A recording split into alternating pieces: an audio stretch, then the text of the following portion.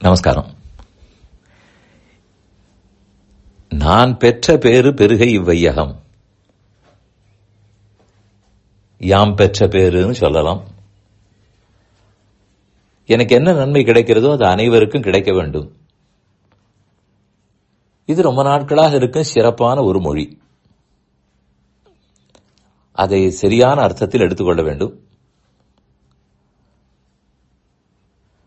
நான் படும் கஷ்டத்தை எல்லாம் இந்த உலகம் பட வேண்டும், அப்படி எடுத்துக்கொள்ளக்கூடாது. யான் பெற்ற பேருன்னு தான் சொல்லுகிறார்கள், யான் பெற்ற துன்பம்னு இல்லை. இன்னும் கேட்டால், நான் தான் சரி கஷ்டப்பட்டேன், துன்பப்பட்டேன், நம்முடைய அடுத்த தலைமுறையாவது அந்த கஷ்டம் இல்லாமல் இருக்கட்டும் என்றுதான் கண்டிப்பா பெற்றோர்கள் நினைப்பார்கள். இன்னும் தள்ளி நம்ம குழந்தைகளோடு அதை நிறுத்தாமல் அடுத்தவர்களும் நன்றாக இருக்க வேண்டும், நான் துன்பப்பட்டிருந்தது நம்மோடு போகட்டும், அப்படி நினைப்பது இன்னும் சிறப்பு. நம்ம குடும்பத்தாரோடு நிறுத்தாமல் வெளி மனிதர்களும் அதே போல இன்பத்தோடு இருக்க வேண்டும். இது சரி. ஆனால் நான் சொல்ல வந்தது, ஒரு சிலருக்கு இப்படி ஒரு எண்ணம்.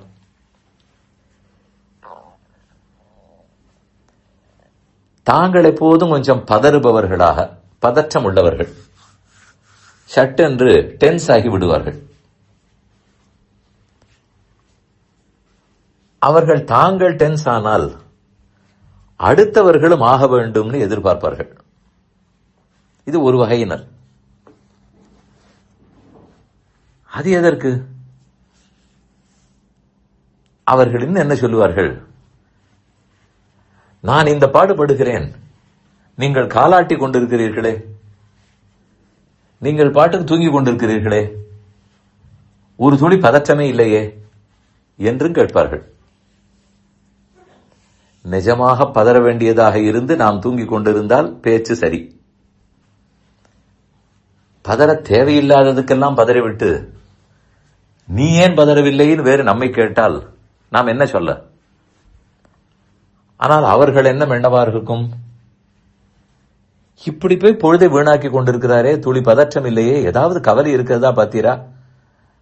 நான் ஒருத்தர் தான் இந்த குடும்பத்திலேயே கவலைப்பட வேண்டுமா? நானே தான் துன்பப்பட வேண்டுமா என்றும் நினைத்துக் கொள்வார்கள். நம்மால் பதிலும் சொல்ல முடியாது.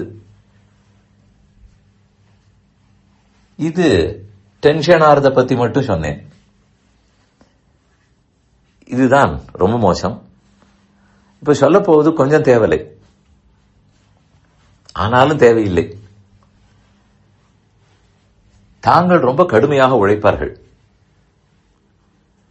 உழைக்கலாம், அது சிறப்பானதுதான். ஆனால் அந்த உழைப்பு தேவையா என்பதையும் பார்த்து செய்ய வேண்டும். தேவையில்லாத விஷயங்கள் எல்லாம் இழுத்து போட்டு உழைத்து விட்டு அடுத்தவர் உழைக்கவில்லையே என்று வேறு நினைப்பார்கள். ஹார்ட் ஒர்க் வேறே, ஸ்மார்ட் ஒர்க் வேறே. கண்டிப்பா ஹார்ட் ஒர்க் வேணும்.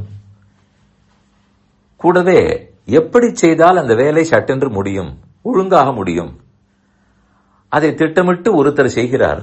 அந்த திட்டம் விடாமல் கடுமையாக ஒருத்தர் உழைக்கிறார். அந்த உழைப்பவர் என்ன நினைப்பார்?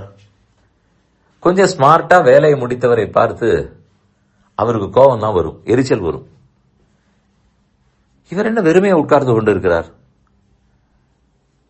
அந்த வெறுமை இருப்பவருக்கு சில காரியங்கள் எல்லாம் எடுத்தவுடன் முடிந்து விடுகிறது. அந்த சாமர்த்தியம் அவருக்கு இருக்கிறது. அதை கண்டு நாம் கோபமோ பொறாமையோ படக்கூடாது. நாம ரொம்ப முயற்சி எடுத்தால் தான் நடக்கிறது, இவருக்கு அந்த முயற்சியெல்லாம் இல்லாமல் நடந்து விடுகிறது. இதை பார்த்த உடனே என்ன தோணும்?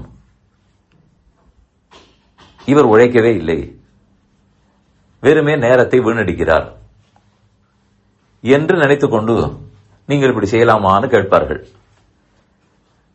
நாம் திரும்ப உங்களை யார் இப்படி உழைக்க சொன்னார்கள்னு கேட்டால் நாம் என்னமோ உழைப்புக்கு விரோதி என்ற பட்டம் தான் கிடைக்கும். யாரும் உழைப்புக்கு விரோதி இல்லை. ஆனால் எதில் நேரத்தை செலவழிக்க வேண்டுமோ, எப்படி உழைக்க வேண்டுமோ அப்படி செய்ய வேண்டும். பல மணி நேரம் காலையில் 8 மணியிலிருந்து ராத்திரி 11 மணி வரைக்கும் வேலை செய்கிறார். செய்யலாம். அது தேவைதானான்னு தெரிந்து செய்ய வேண்டும். அது வேற விதத்தில் செய்தால் சட்டென்று முடியுமானால் அப்படி செய்ய வேண்டும். பயன் தரவல்லதான்னு தெரிய வேண்டும். பிரையாரிட்டைஸ் பண்ண வேண்டும். இருக்கிற நேரம் குறைவு, அதை அதற்கு தகுந்தா போல செலவழிக்க வேண்டும்.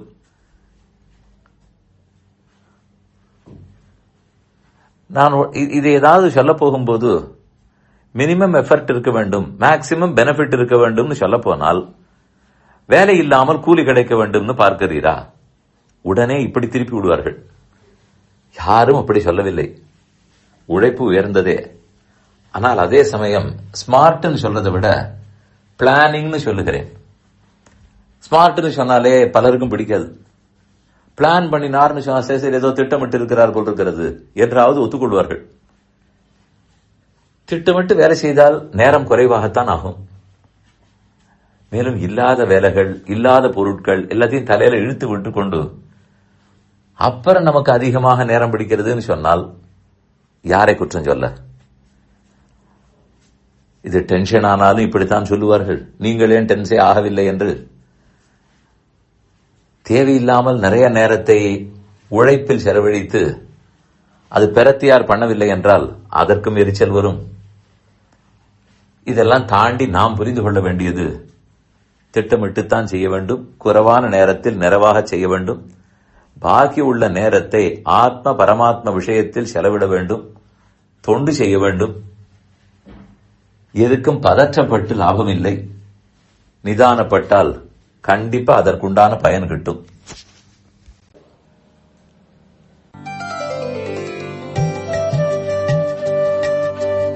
இந்த என் பணி ஆடியோவை உங்களுக்காக வழங்கியவர் வேலுக்குடி ஸ்ரீ கிருஷ்ணன் சுவாமி.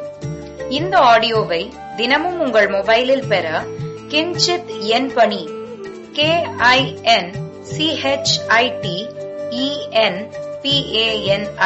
என்ற ஆப்பை கூகுள் பிளே ஸ்டோரிலோ அல்லது ஆப்பிள் ஐ ஸ்டோரிலோ டவுன்லோட் செய்து கொள்ளவும். தினம்தோறும் இது போன்ற உபன்யாசங்களை கேட்டு மகிழவும்.